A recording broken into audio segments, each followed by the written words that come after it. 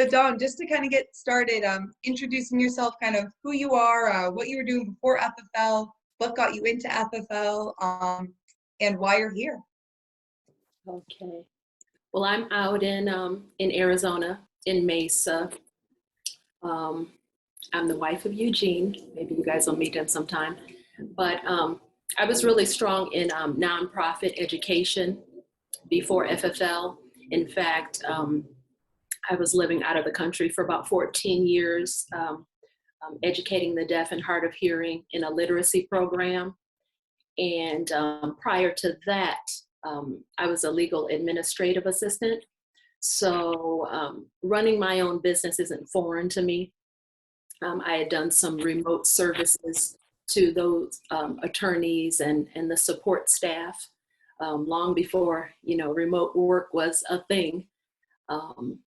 So coming back, though, from living abroad, coming back in the States, if you can imagine, after 14 years, things are moving really fast.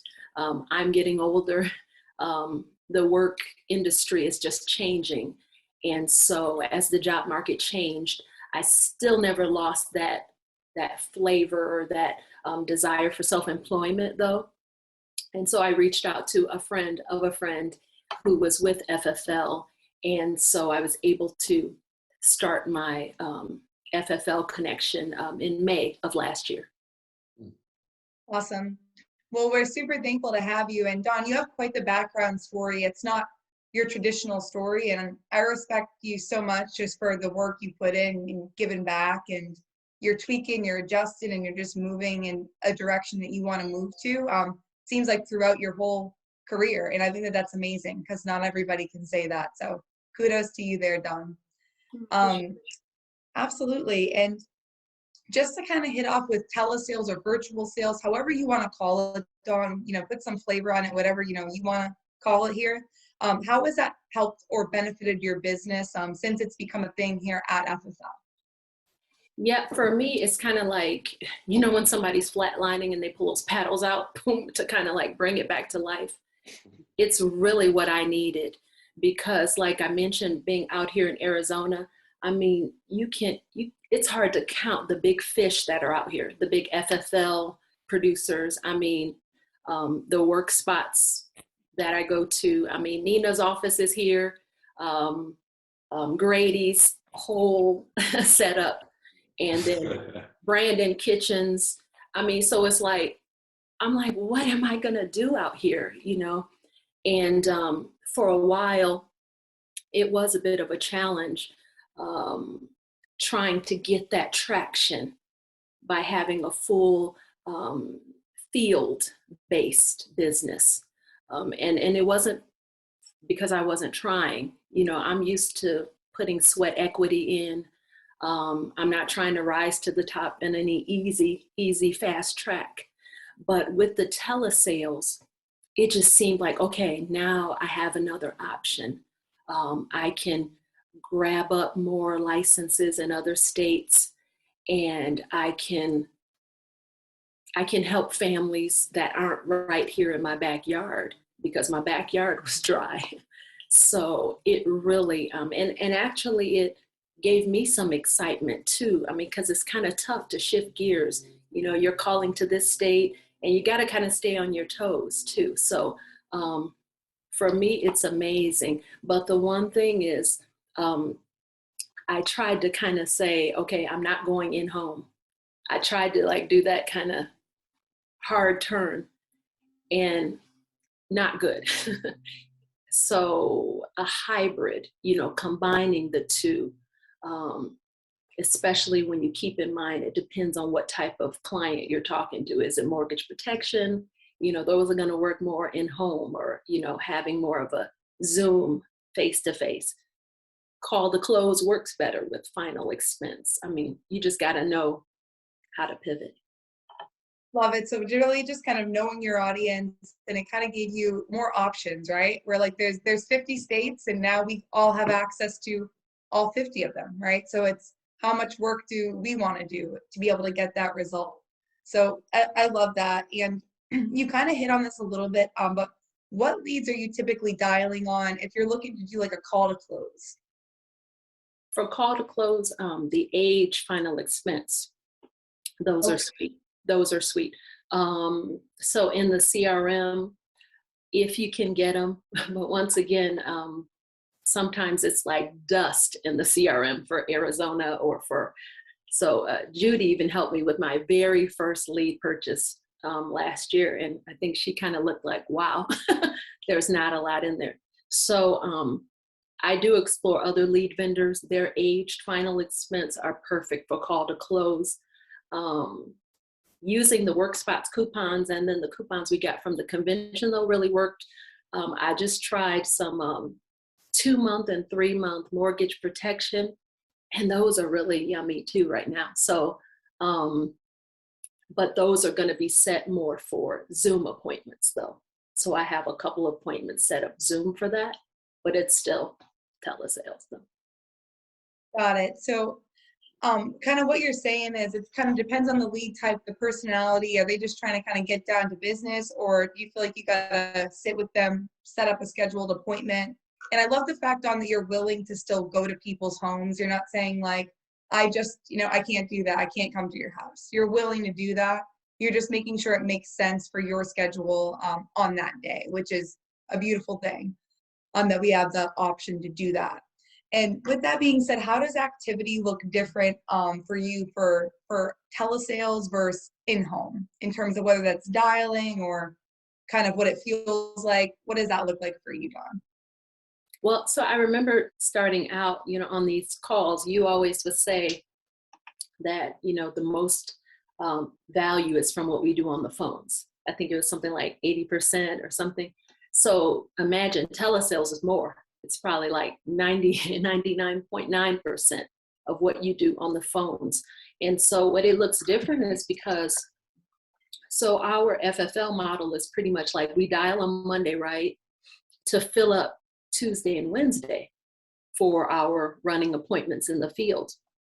So I had to kind of switch my mentality. I was like, so that's 3 days of activity, whether you're talking about dialing, running. So since I'm telesales, it's more like dialing. And the outcome can still be the same though. Maybe if you're running and if you have, this high close rate, like you do, Marisa, and, some of the heavy hitters here. I didn't really, but I don't know, maybe if you're hoping to help 3 or 4 families a day, I don't know. But I kind of spread that out.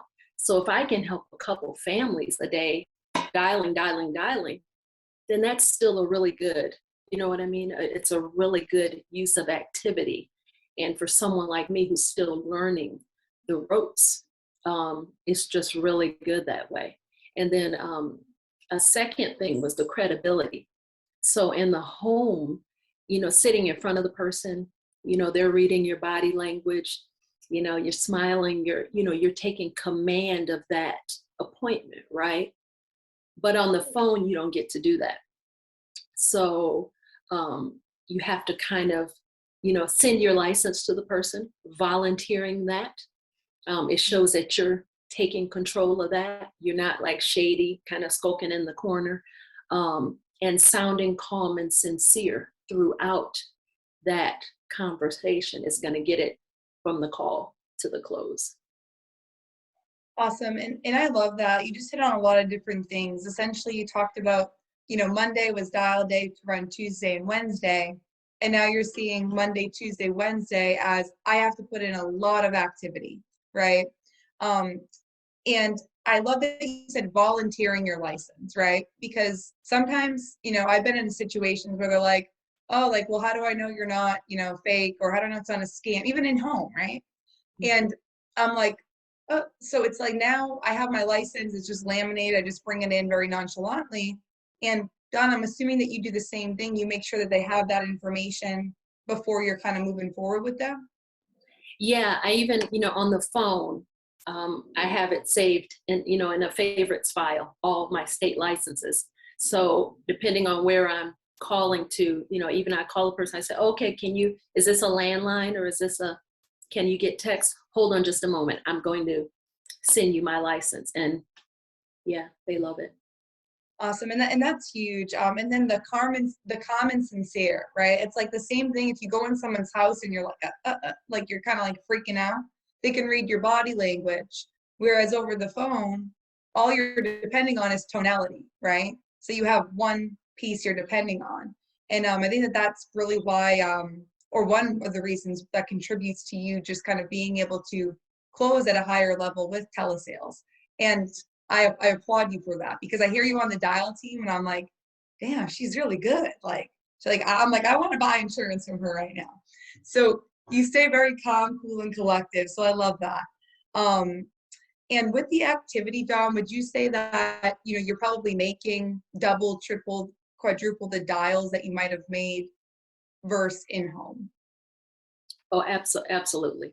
Probably about, yeah, 3 to 4 times.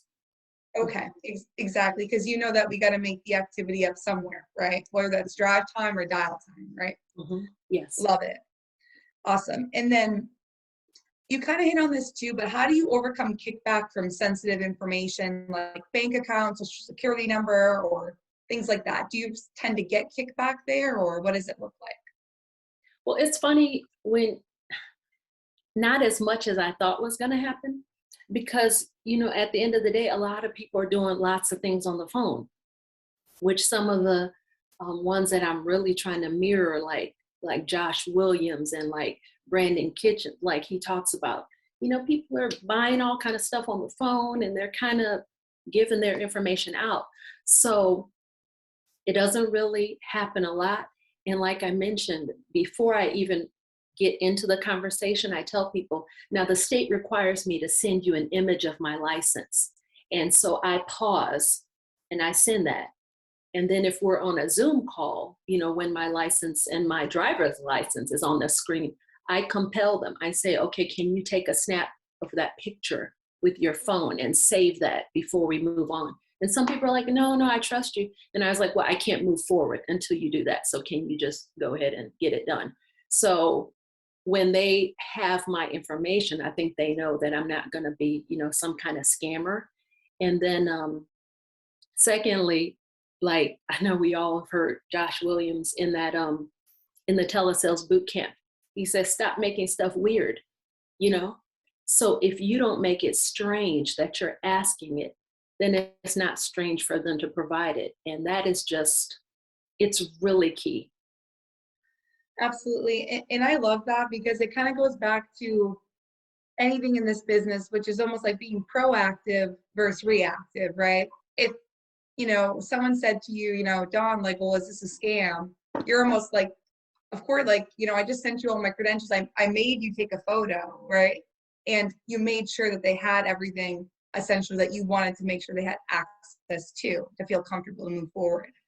So I think that's definitely key. And then also just remembering, like you said, a lot of people are doing things over the phone. It's normal now. Like, for example, my car got hit and they're like, oh, do you want an adjuster to come out or do you just want to do it on your phone? And I'm like, do it on my phone, so it's like it's normal now. I wasn't like, well, why can't I do it on my phone? I was like, okay, this is 2022. We were in the midst of a pandemic and that's what it looks like. So don't make it weird. I love that. And it's huge. And what's been your biggest struggle with telesales that you feel like you've been able to overcome? Well, you kind of know my journey of FFL. It's a kind of little bumpy entry. But my first exposure coming, I always knew I wanted to be more virtual. Like I said, coming back to the States and then, the whole pandemic, I didn't know if I wanted to be really out and about so much, just putting it plainly. And so I wanted to do what this is already, but yet it hadn't really, expanded yet. So I would say like my main obstacle would be like thinking in the back of my head, like telesales is like inferior, or virtual is kind of like when you can't get people in person. No, it's not. It's a strong mode of serving people. For some people, that's their main way. Some people don't want us in their house. I mean, you call and press them and like, no, I need to come there. I need to come there. All those people might have hung up on you. But now I'm realizing that a lot of people, they're like, oh, great. Yeah, because we don't want anybody coming anyway. So kind of overcoming my own thinking that this was like I was kind of shirking my main responsibility, just, taking it easy on the phone or on Zoom. But no, that this is a really good way of serving people. And so now, like this year, like January 1st, I said, Dawn, you're just going to do this. Don't care what other people are doing, what other people say. And I just feel like my business is better charted. It's more directed because I understand it and it clicks with me. It's just working out better. Absolutely. And I think that kind of goes back to like any other mental block we can have in this business, right? Whether it's like, I'm too old, I'm too young, I'm scared to go in someone's house, or what if this happens, or what if I make 500 dials and I don't book any appointments, or all these like what ifs, right? What if the team thinks I'm not trying? What if, my upline thinks I'm not trying? What if, the people on my team think I'm not trying? And what you're saying, Dawn, is, hey, I realize this is another way to actually protect more families who we might not have gotten in front of because they don't want anybody in there. And it's very effective, and you're helping them right on the spot, right? Mm-hmm. So I love that. And way to overcome that. Thanks. You got it. So Dawn, I just wanted to kind of, if you're open to it, role play like a fake call to close, like you're calling me. I can be whatever lead you like me to be. And I just want to kind of rock with it and see what that sounds like, if you don't mind. Okay. All right. So, but the call to close is kind of long. So just kind of. I was going to say, how about you hit me with like the intro? The intro. Okay. Okay. No worries. All right. Yeah. Just like an aged final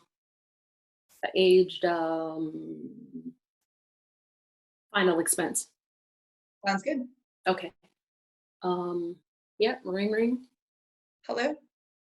Hey, Marisa. Yeah. This is Dawn. I'm calling from the Benefits Center here in McLean County. The reason I'm calling is because we have an incomplete pending file here in our system. And I think it's from when you inquired about some final expense or burial insurance. Do you remember doing that? Yeah, I think it was a long time ago, though. It was a long time ago, but it was when you said that your favorite hobby was windsurfing. Oh, yeah, I remember that. Yeah. Okay. Apologies for the long delay. We're just so overrun with the pandemic, but we didn't want you to think that we forgot about you. You have your date of birth listed here as 12/15/89. Is that correct? Yes. Okay. So I'll have you off the phone in a sec. Could I have you like grab a pen and paper real quick? Because I have to give you my credentials before we go forward. Yes, I have one now. Okay. I'm going to have you write down my name. It's Dawn. It's spelled a little bit strange. It's Daun. And my license number is 19890784. Okay. And the state of Illinois obligates me to give that to you so you know who's helping you through this process, okay? So what we need to do is kind of just see where you are in looking for your insurance coverage. Have you been looking for quite a while, or are you just starting your search?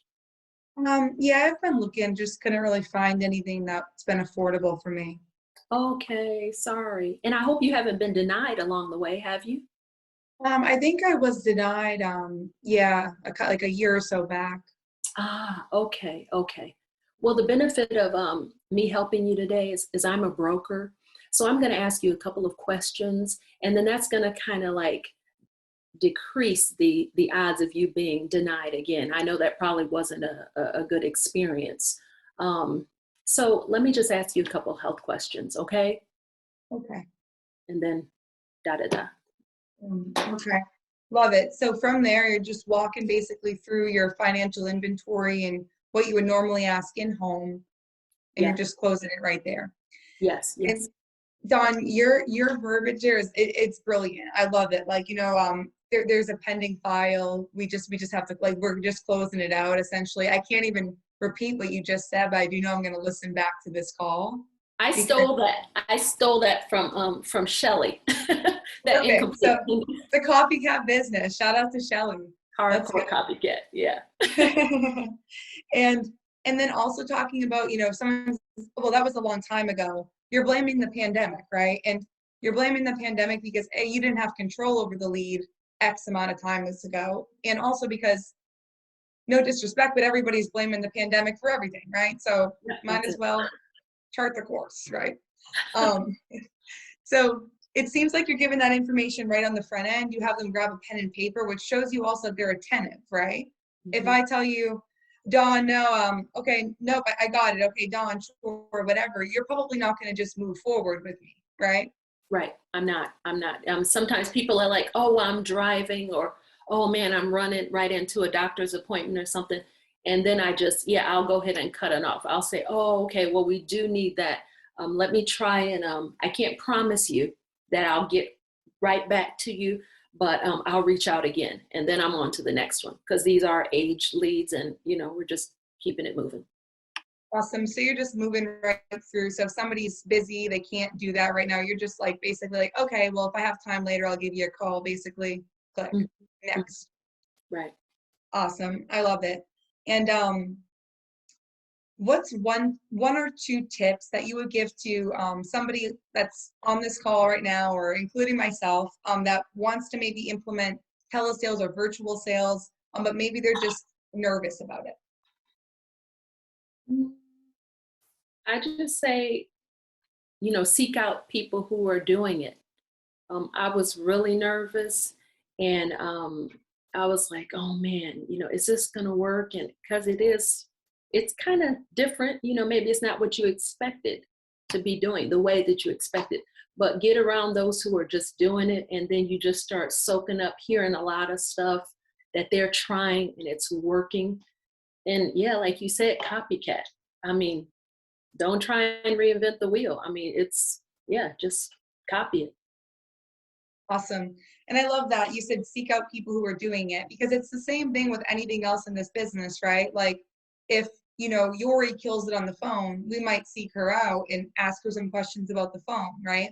If Zach's killing it in the home, we're going to reach out to Zach, ask him what he's doing. So same exact thing with this. It's not foreign, it's just new to us, and that's okay, right? So just kind of seeking out people, and you hop on the FFL sales team, dial team at times to listen in and learn. I do. I know our team is fabulous, but you all are so poised and just polished with the in-home. And so I get that. But then, yeah, the sales team, and they're just all, if you tap into that, I mean, this person's dialing and they have a rule. They want you to, unmute yourself. So, even in my awkward phase, I unmute, and they're like, even in the chat, they're giving you what to say if you get stuck with a client. Yeah, so you have that support from the telesales angle. Awesome. See, it's like, what's better than that? So you have it on both sides. And by the way, Dawn, we appreciate you implementing telesales onto the dial team, because that's going to be something that we're going to implement kind of in the near future. So you started it, so thank you. But other than that, is there any other tips or anything else that you'd want to share on the call with the team today? I just say I love the environment that we have. I like how you and Christine always have motivating things on there, let's grow. And so I just think growth is just that, right? Sometimes, you have a plant and maybe you put it over here and you don't even know that it's kind of spreading in the other direction. So I appreciate that you all are kind of embracing whatever way we want to grow in. Yeah, because I know I wasn't fully thriving just being solely in home. So just being able to explore this is kind of reinfused me with more energy, and then that feeds into everything. And so, yeah, I hope to add more to the team. Awesome. Well, you've definitely grown in many different ways since, we've met, and I'm super proud of what you've been doing in this business, and it's only up from here. And the question I'm going to close out with, Dawn, is going to be, what's your goal, personal, team, whatever it may be, in 2022? Well, one, and I'm already started. I'm like, I don't know what I'm doing, but I'm recruiting. So um, Awesome. I left the convention, totally determined. I totally get that about, not being selfish with it. I guess I was thinking I need to know everything before I show someone something. And that's not the case. So I'm already recruiting. I have a couple people in pre-licensing and a couple more people on the way. That's a goal. I'd like to write 3 to 4 annuities this year. I finished my annuity training, trying and just overall consistent and organized production too. I want to run this like it's, a well-oiled machine, like a business, not some kind of frenzied hustle. So I'm really trying to tighten up, my back office and being more in tune with what's going on. So yeah, hopefully I can do all of those and more. No doubt in my mind you will be able to, and I'm super happy to hear that you've started to grow a team, because people are definitely going to follow you, Dawn. You've done it in home, you've done it telesales, you've done it on Zoom, and you've kind of done it at all different angles, and that's really important at this point in time. So I'm really proud of what you're doing. Thank you so much for sharing with the team today, and I think we'll have you on sooner than later. But I'm super proud of you. Thank you so much, Dawn. I appreciate you.